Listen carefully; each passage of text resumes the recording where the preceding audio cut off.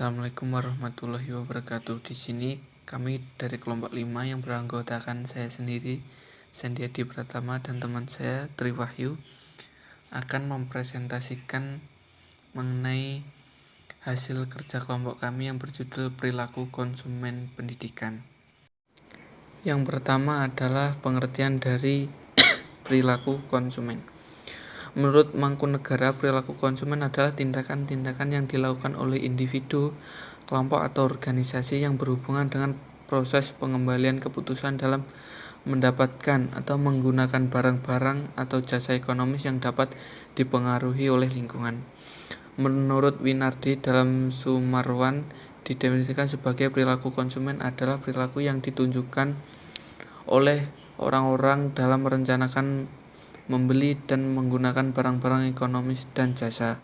Jadi dapat disimpulkan bahwa yang dimaksud dengan perilaku konsumen adalah sejumlah tindakan-tindakan nyata individu atau konsumen yang dipengaruhi oleh faktor-faktor internal dan eksternal yang mengarahkan mereka untuk menilai, memilih, mendapatkan, dan menggunakan barang dan jasa yang diinginkan.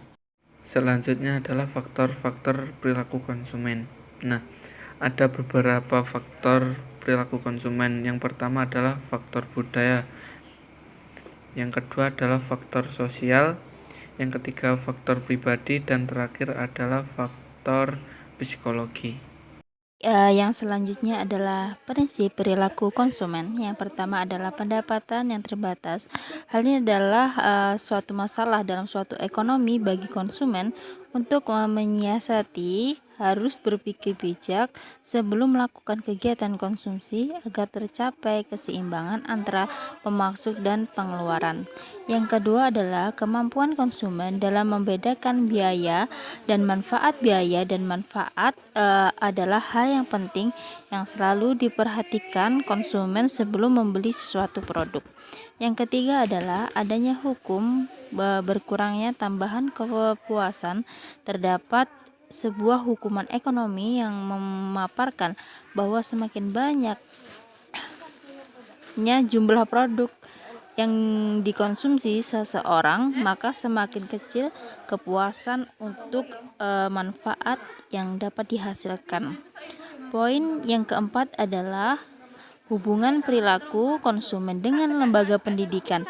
Lembaga pendidikan bisa diartikan sebagai sebuah organisasi yang dibentuk untuk mencapai tujuan tertentu, yakni transfer ilmu, pengetahuan, serta budaya terhadap individu guna mengubah tingkah laku seseorang menjadi lebih dewasa sama memperoleh kehidupan yang lebih baik di masa yang akan datang. Proses pendidikan dalam dimensi ekonomi harus dipindah sebagai sebuah industri tertentu. Industri yang dimaksud adalah industri jasa. Sektor pendidikan suatu pendidikan akan menyelenggarakan sebuah proses yang memerlukan input dan menghasilkan output. Sekian presentasi dari kelompok 5. Saya ucapkan terima kasih.